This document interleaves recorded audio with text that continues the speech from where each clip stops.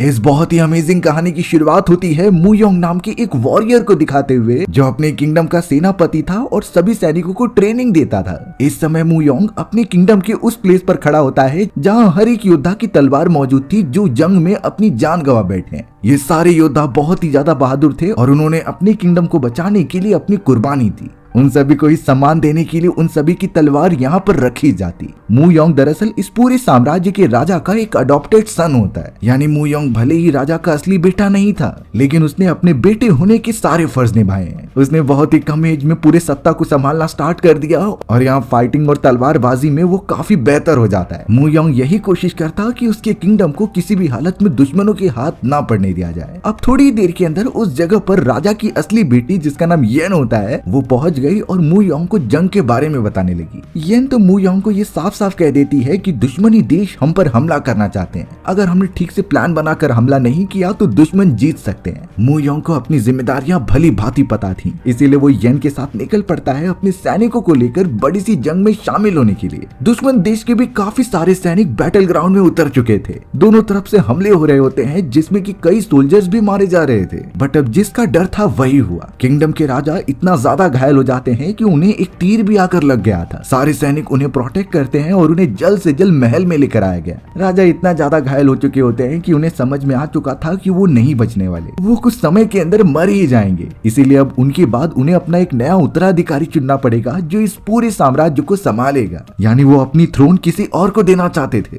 सभी लोग को यही लगता है कि राजा की बेटी येन को ही ये सत्ता मिलेगी। बट यहाँ राजा ने मू योंग को बुलाया और उसे ये सत्ता सौंपने का डिसाइड किया। राजा को पता होता है कि मू योंग कितना काबिल है, उसके अंदर वो सारी क्वालिटीज हैं जो एक लीडर बनने के काम आ सकती हैं। तो मू योंग ही इस थ्रोन के लिए सबसे बेस्ट होगा जो उसके साम्राज्य को आगे बढ़ाएगा। राजा मू योंग को बुलाकर ये सारी चीजें समझाते हैं और उसे ये थ्रोन प्रोवाइड करते हैं। उन्होंने तो ये सभी से कह दिया था कि मेरे जाने के बाद मू योंग ही इस सत्ता को संभालेगा। यानी कि वो बेटा जो राजा ने अडॉप्ट किया था वो आगे चलकर इस पूरे साम्राज्य का राजा बनेगा। सभी लोगों को ये बातें एक्सेप्ट थी, लेकिन एक आदमी को छोड़कर। दरअसल उस आदमी का नाम मीडी होता है जो कि राजा का नेफ्यू था। मीडी इससे बिल्कुल एग्री नहीं करता कि मू योंग को राजा बनाया जाए, क्योंकि वो रॉयल फैमिली से भी जॉइंट नहीं है और किसी दूसरी प्रजाति से बिलोंग करता है। मीडी तो इससे बहुत गुस्सा हो चुका था और वो अपने साथियों के साथ वहाँ से निकल गया। यहाँ किसी भी हालत में मीडी को राजा के बाद वो सत्ता चाहिए थी और शायद ये प्राप्त करने के लिए वो किसी भी हद तक जा सकता है। बाहर की तरफ बैटल ग्राउंड में अभी भी दोनों देशों के बीच जंग चालू थी। मू योंग इससे खुश हो गया कि उसे अपनी पूरी सेना को लीड करने का मौका मिला है। वो अब एकदम राजा की तरह सारे कमांड दे रहा था और प्लान के अकॉर्डिंग दुश्मनों पर हमला भी करता है। सब कुछ यहाँ पर ठीक चल रहा था और येन यहाँ पर अपने फादर के पास आकर थोड़ा सा मायूस हो जाती है। जब वो उनका फर्स्ट एड करने के लिए कुछ सामान लेने चली गई तभी अचानक किंग के टेंट के अंदर कोई और नहीं बल्कि उसका नेफ्यू मीडी आ जाता है। मीडी ने अपने अंकल से कहा कि उन्हें ये डिसीजन बिल्कुल मंजूर नहीं है। आखिर उन्होंने मू योंग जैसे इंसान को यहाँ का राजा क्यों बनाया? तब जाकर किंग सिंपल यही कहता है कि मू योंग के पास तुमसे ज्यादा एबिलिटीज हैं। वो एक राजा की तरह डिसीजन ले सकता है जो इस पूरे साम्राज्य के हित में होगा। तो इस तरीके से देखा जाए तो मू योंग ही असली काबिल है। मीडी इन चीजों को सुनकर और ज्यादा गुस्सा हो गया और वो तो सीधा अपने अंकल के पास आकर उन्हें मार ही देता है। थोड़ी देर के अंदर जब येन एंट्री कर रही थी तो वो अपने फादर को मरा हुआ पाती है। सारा साम्राज्य ये जानकर बहुत ही दुखी हो गया कि उनके राजा अब नहीं रहे। जंग खत्म होने के बाद जब सारे सोल्जर्स एक साथ आते हैं तो वो अपने राजा की डेड बॉडी को अच्छी तरीके से फ्यूनरल करने के लिए लेके जा रहे थे। अब यहाँ सब कुछ हो चुका था और राजा जा चुके थे। अब उनके कहे गए वादे के अनुसार मू योंग को इस साम्राज्य का नया राजा बनाया जाएगा। वहाँ टैंग नाम का राजा का एक बहुत ही इंपॉर्टेंट आदमी आ जाता है। टैंग ने बताया कि राजा के अनुसार अब मू योंग ही इस सत्ता को संभालेगा, लेकिन यहाँ मीडी और उसके सभी साथी इस बात के अगेंस्ट होते हैं। उन्होंने कहा कि हम सभी नहीं मानते कि मू योंग राजा बनने के लायक है। येन भी अब उस जगह पर पहुंच गई जो कि मीडी को शांत करा रही होती है। उसे भी पता है कि मू योंग सबसे ज्यादा काबिल है, पर अब मू योंग अपने सभी आदमियों के साथ आकर कहने लगा कि मुझे राजा नहीं बनना। जब तक इस साम्राज्य का हर एक इंसान नहीं समझ जाता कि मैं उसके बनने के काबिल हूँ तब तक वो इस थ्रोन को नहीं लेगा। उल्टा मू योंग तो बताने लगा कि इस साम्राज्य की नई उत्तराधिकारी तुम भी बन सकती हो, यानी कि राजकुमारी येन इस पूरे साम्राज्य को संभालेगी। मीडी और उसके सभी साथी तो इससे भी खुश नहीं थे। वो सब वहाँ से चले जाते हैं और एक प्लान बनाते हैं। मीडी ने ये कहा कि चारों तरफ अफवाह फैला दो कि कोई राजा फीमेल नहीं हो सकता। अब यहाँ मू योंग के बोलने पर येन ने डिसाइड तो कर लिया था कि वो आगे चलकर सत्ता संभालेगी, पर मू योंग उसे समझाता है कि तुम्हें इसके लिए बहुत ट्रेनिंग करनी होगी, तुम्हारी जान बहुत खतरे में पड़ सकती है, तो सबसे पहले तुम्हें सेल्फ डिफेंस सीखना होगा। येन मू योंग की बात सुनकर इसके लिए रेडी हो जाती है और येन की कड़ी ट्रेनिंग अगले दिन से ही स्टार्ट हो गई थी।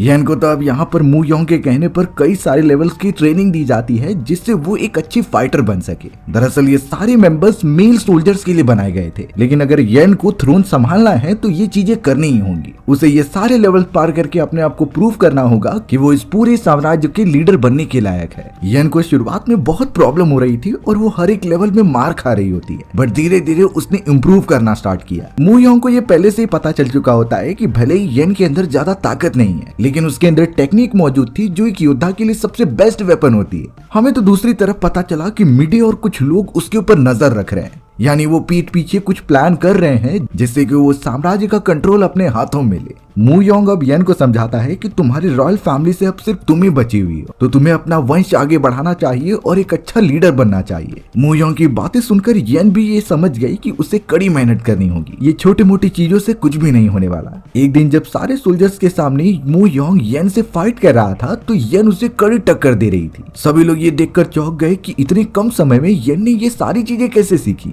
मू योंग उनका सबसे बड़ा सोल्जर था, उसे टक्कर दे पाना यानी सामने वाला बहुत ही ज्यादा बहादुर है। धीरे धीरे अब सब ये भी मान गए थे कि येन उसकी सत्ता को संभालेगी। सोल्जर्स ने तो पहले ही येन को रानी मान लिया था, सिर्फ अब कुछ समय बाकी है जिससे कि येन अपनी ट्रेनिंग खत्म करके सत्ता संभालेगी। हमें अब यहाँ पर मिडी दिखाया गया जो कुछ असैसिन से मिल रहा था। ये सारे लोग सिर्फ उसी लिए आए होते हैं ताकि मिडी येन को खत्म करके रॉयल फैमिली को पूरी तरीके से मिटा दे। उसके बाद इस पूरे किंगडम पर शायद मिडी हमला करने का ट्राई करेगा, तो मिडी ने सीधा अपने आदमियों को भेज दिया येन को खत्म करने के लिए। अब यहाँ येन हमें अपने हॉर्स के साथ एक नदी के किनारे दिखाई जाती है। वो अच्छी तरीके से आराम कर रही थी, बट उसे क्या पता कि चारों तरफ असैसिन्स मौजूद है। धीरे धीरे मिडी द्वारा भेजे गए असैसिन्स वहाँ पर पहुंच जाते हैं और येन पर हमला कर देते हैं। उनके पास तो कई सारे वेपन्स भी थे, बट येन ने मू योंग द्वारा सिखाई गई सारी बचने की टेक्निक सीख ली थी। वो उन्हीं चीजों को फॉलो करती है और अपनी जान बचाकर फॉरेस्ट में भागने लगती है। कई सारे सोल्जर्स उस पर हमला भी कर रहे थे, लेकिन येन को उन हमले को डॉज करना बहुत अच्छे से आ गया था। बट प्रॉब्लम तब जाकर हो गई जब एक तीर जाकर सीधा येन को लग जाती है। येन इससे बहुत घायल हो गई और नीचे गिर गई।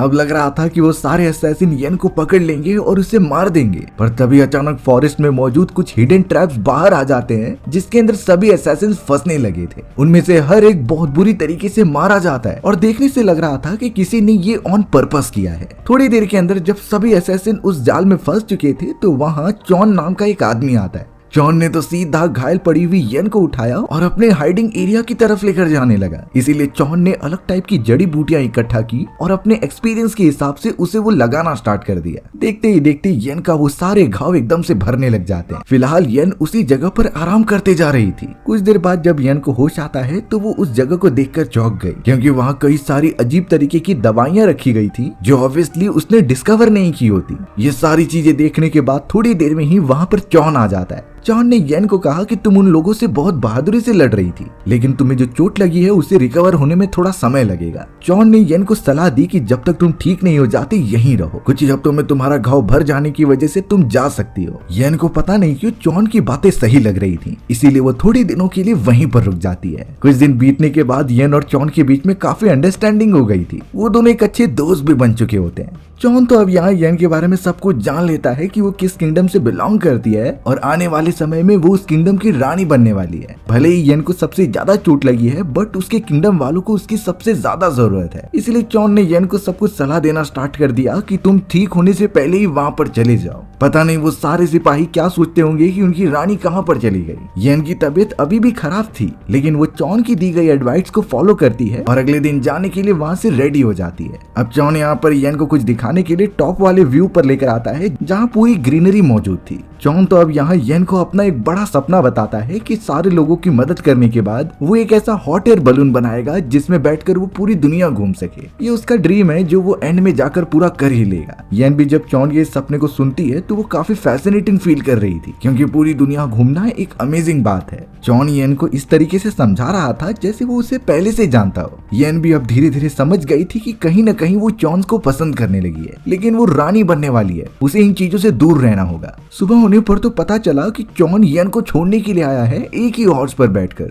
यानी चॉन भी येन को पसंद करता है। दोनों ट्रेवल करते हुए फॉरेस्ट के इलाके से किंगडम की तरफ बढ़ने लगे। वहाँ दूसरी तरफ मू योंग ने एक सर्च टीम स्टैब्लिश कर ली थी जो कि उसकी रानी यानी कि येन को ढूंढेंगे। चारों तरफ सोल्जर्स भेज दिए जाते हैं येन का पता लगाने के लिए। रास्ते में मू योंग और उसके सोल्जर्स को कई सारे तीर दिखाई दिए। ये तीर उन्हीं सारे असैसिन्स के होते हैं जो कि मिडी द्वारा भेजे गए थे, बट अभी तक मिडी का नाम सामने नहीं आया था। मू योंग को उसके ऊपर शक तो होता है, लेकिन कोई भी सबूत न होने के कारण वो ये प्रूफ नहीं कर सकता। मू योंग जब अपनी रिसर्च जारी करता है तो अचानक उसे एक तलवार मिली। ये तलवार किसी और की नहीं बल्कि चॉन की थी जो उस समय यहाँ पर इसे भूल गया था। अब मू योंग और टैंग जब उसे देखते हैं तो वो चौंक गए क्योंकि ये तो एंशिएंट सोल्जर्स की तलवार है। आखिर ये इस तरीके से फॉरेस्ट में क्या कर रही है? इससे हमें इतना पता चल गया कि चॉन नाम का वो आदमी किसी बहुत ही खतरनाक सोल्जर का बेटा है और वो अपने फादर की तलवार यहाँ पर छोड़ गया था। मू योंग को अचानक कुछ आवाजें आने लगी, इसीलिए वो सोल्जर्स के साथ नदी के किनारे जाने लगा। वहाँ पता चला कि चॉन येन को सही सलामत लेकर आ चुका है। येन तो उन सभी को देखकर बहुत खुश हो रही थी और उनके पास जाती है, बट मू योंग को लगने लगा कि चॉन कहीं उससे नुकसान तो नहीं पहुंचाने आया। येन सारी बातें बताती है कि किस तरीके से उसके चोटिल होने पर चॉन ने ही उसकी मदद की। उसके पास तो जड़ी बूटी का बहुत सारी विद्या है जो किसी भी तरीके के घाव को ठीक कर सकती है। मू योंग को जब ये पता चला तो वो चॉन का शुक्रिया अदा कर रहा था येन की जान बचाने के लिए, पर अभी तक येन को भी नहीं पता कि मीडिया और उसके लोगों ने ही उस पर हमला किया था। फिलहाल वो सब बाहर आ चुके थे और उनका किंगडम अनसेफ था, इसीलिए मू योंग चॉन को शुक्रिया अदा करके वहाँ से चला जाता है। चॉन बेचारा बहुत अकेला फील कर रहा था येन की जाने के बाद। अब अचानक रास्ते में एक सैनिक आता है और मू योंग को बताता है कि दूसरे किंगडम वाले हम पर हमला करने के लिए रेडी हो रहे हैं, हमें तुरंत इस सैनिक बल से उन पर पलटवार करना चाहिए। मू योंग और सारे सैनिक महल में पहुंच जाते हैं। अब बारी थी प्लान बनाने की कि किस तरीके से वो फाइट करेंगे। टैंग जब यहाँ पर मिडी और उसके साथियों को एकजुट होने के लिए कहता है तो मिडी ने इसके लिए इनकार कर दिया था। मिडी कहने लगा कि वो उनकी मदद तभी करेगा जब उसकी पोस्ट बढ़ाई जाए, यानी वो एक जनरल से सेनापति बनना चाहता था। बट टैंग यहाँ पर मिडी को उस काबिल नहीं समझता, तो अब होना क्या था, मिडी उनका साथ देने से मना कर देता है। मू योंग तो अब इस तरीके से रुक तो नहीं सकता था, तो वो जितनी बची हुई सेना होती है उससे लेकर बैटल ग्राउंड में पहुंच गया। दूसरे किंगडम वाले भी बहुत भारी संख्या में वहां मौजूद थे और वो चाह रहे थे कि किसी भी तरीके से इनके किंगडम को हथिया लिया जाए। मू योंग के सारे सैनिक भी थोड़े से कॉन्शियस थे, क्योंकि लॉजिकली देखा जाए तो उन दूसरे वाले किंगडम के पास बहुत सारी संख्या में सैनिक है और वो जितनी भी कोशिश कर ले उन दुश्मनों को हरा नहीं पाएंगे। फिर भी यहाँ मू योंग ने उन सारे सैनिकों को मोटिवेट किया कि हमें ये करना ही होगा, पूरे साम्राज्य का फ्यूचर हमारे हाथों में है, तो चाहे कुछ भी हो जाए हमें अपने दुश्मनों के सामने सर नहीं झुकाने हैं। थोड़ी ही देर के अंदर दुश्मनी देश हमला करने लगे तो मू योंग ने भी हमले का आदेश दे दिया। बैटल ग्राउंड पूरा सैनिकों से भर चुका था और वो एक दूसरे को मारते ही जा रहे थे। सबसे ज्यादा शॉकिंग बात तो ये हो गई कि येन भी उस सेना में शामिल थी, यानी वो भी अपने साम्राज्य को बचाने के लिए इसमें कंट्रीब्यूशन देना चाहती है। चारों तरफ सिर्फ एक दूसरे को मारा जा रहा था और मू योंग भी पूरी कोशिश करता है उस दूसरे राजा को हराने के लिए। उसने जो प्लान बनाया था उस हिसाब से वो चल तो रहा था, बट दुश्मनी सैनिकों की संख्या इतनी ज्यादा होने के कारण वो सभी कंट्रोल नहीं कर पाते। भारी मात्रा में मू योंग के सैनिक मारे जा रहे थे। मू योंग के आधे से ज्यादा सैनिक खत्म हो चुके थे, लेकिन यहाँ पर हमें येन को दिखाया जाता है जो एक अलग ही प्लान एग्जीक्यूट कर रही थी। वो तो सैनिकों को गुमराह करते हुए अपने पीछे भगा कर लेकर आती है। वहाँ का राजा भी बहुत ज्यादा गुस्से में था, क्योंकि अगर उसने येन को मार दिया तो वो एक तरीके से पूरे साम्राज्य पर अपना हक जता सकता था। मू योंग और टैंग भी नहीं समझ पाते कि आखिर येन करना क्या चाहती है। येन उन सभी को सीधा लेकर फॉरेस्ट वाले एरिया में आती है और फिर हमें पता चला कि उसने अपने सैनिकों को वहाँ पर छुपने के लिए कहा था। जैसे ही दुश्मनी सैनिक और उनके राजा उस फॉरेस्ट के बीचों बीच आते हैं तो उन्होंने एक ट्रैप बनाकर उन सभी को घेर लिया। इस तरीके से वो दुश्मनी राजा को पकड़ने में कामयाब भी हो जाती है। येन का प्लान सबको बहुत ही ज्यादा पसंद आया और इसमें ज्यादा सैनिक मारे भी नहीं गए। अब तो येन उस राजा को पकड़कर पूछती है कि तुम्हें आखिरकार इन्फॉर्मेशन कौन दे रहा था। राजा ने साफ बता दिया कि मिडी नाम का एक योद्धा जो तुम्हारे साम्राज्य से बिलोंग करता है, उसने ही हमें खबर दी कि इस समय हमला करने का सबसे बेस्ट वक्त है। इसी वजह से उनके साम्राज्य वालों ने हमला करना सही समझा। मू योंग और अंकल टैंग को भी समझ में आ जाता है कि आखिर उन्हें आगे क्या करना है। मिडी उनके बीच में रहते हुए सबसे बड़ा दुश्मन बन चुका है। येन भी अब उन सभी को बंदी बनाने के लिए बोलकर सीधा महल में आती है। येन ने तो अब अपने अंकल टैंग को कहकर मिडी और उसके सभी लोगों को सजा देने की मांग की। उन्हें उनके पद से हटा दिया जाता है हमेशा के लिए। मू योंग को तो अब उनके किंग की एक बात याद आ गई, जो यही बोल रहे थे कि हमारे साम्राज्य को बाहरी सैनिकों से खतरा नहीं है, बल्कि कुछ ऐसे भी लोग हैं जो इंटरनली ये सारी चीजें कर रहे हैं और वो बाहर के दुश्मनों से सबसे ज्यादा खतरनाक है, यानी कि अब से उन्हें बहुत ज्यादा चौकन्ना रहना पड़ेगा। अब येन को लग रहा था कि इंटरनल एनिमीज को मारने के बाद सारी चीजें ठीक हो चुकी हैं। उसे तो बार बार याद आ रहा था चॉन नाम के उस सोल्जर की। वो बहुत ही ज्यादा विद्वान था जिसकी उस कला की वजह से येन इम्प्रेस हो चुकी थी। येन तो अपने रूम में बहुत ही ज्यादा याद कर रही होती है, तभी एंट्री हुई मू योंग की, जो उसकी इस हालत को देखकर समझ गया था। येन जब चॉन के बारे में सब कुछ बताती है तो मू योंग समझ गया कि वो कौन है। दरअसल कई साल पहले 10 ऐसे सोल्जर्स हुआ करते थे जिन्होंने हमारे किंगडम को बचाने के लिए सबसे बड़ी जंग लड़ी थी, और उसमें वो 10 के 10 सोल्जर्स जिंदा बचे होते हैं। यानी उन लोगों ने अपनी पूरी जान लगा दी थी दुश्मनों को खत्म करने के लिए। मू योंग इस बात का कंफर्मेशन देता है क्योंकि चॉन की तलवार उन्हें मिली होती है। ये बातें जानने के बाद तो येन और ज्यादा चौंक गई। वो जिस आदमी को समझती थी कि इसे जड़ी बूटियों का नॉलेज है, वो एक्चुअल में सबसे खतरनाक वॉरियर था। बट इस तरीके से वो सारी चीजें छोड़कर फॉरेस्ट में क्यों रहने चला गया? यही बातें अब येन के दिमाग में चलने लगी थी। बट शायद वो समझ चुकी थी कि उसे क्या करना है। अगले दिन महल के अंदर सारे साम्राज्य के सामने येन को रानी बनाने जाने वाला था। टैंग रीति रिवाज कर रहे होते हैं, बट अचानक येन ने उन्हें रुकने के लिए कहा। येन तो अब सभी से ये कहती है कि भले ही मेरा अधिकार है इस थ्रोन के ऊपर, लेकिन असली रीजन तो ये है कि येन खुद रानी नहीं बनना चाहती। उसने ऑलमोस्ट अब अपने सारे दुश्मनों को खत्म कर दिया है,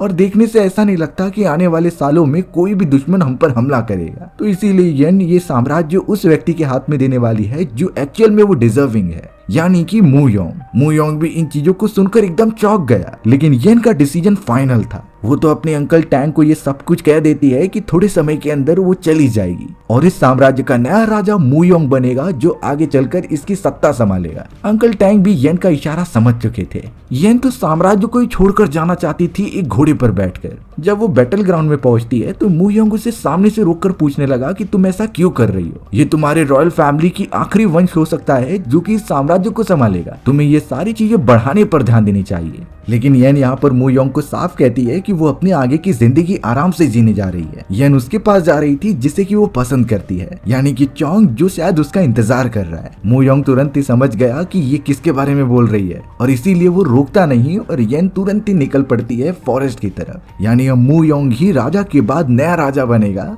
और उस थ्रोन के ऊपर बैठकर साम्राज्य को प्रोटेक्ट करेगा। वहीं दूसरी तरफ हमें फॉरेस्ट में दिखाया गया जहां पर चॉन ने एक फायर बलून बना लिया होता है। इस बलून की मदद से वो पूरे वर्ल्ड का चक्कर लगाएगा। अब उसके जाने से पहले वहां पर एंट्री हो गई येन की। येन तुरंत ही भागते हुए उस हॉट एयर बलून के ऊपर कूद जाती है। चॉन ने भी येन को पकड़ लिया था और अब शायद वो दोनों मिलकर इस पूरे वर्ल्ड का टूर करेंगे। येन ने तो यही लाइफ चॉन के साथ इमेजिन की थी और शायद अब जाकर वो सच भी होने वाली है। वो एकदम बेफिक्र थी क्योंकि मू योंग साम्राज्य को संभालने के लिए सबसे बेस्ट है और उसके फादर भी तो एट द एंड यही चाहते थे। सब कुछ एकदम से ठीक हो गया और हमारी भी कहानी यहीं पर खत्म हो गई।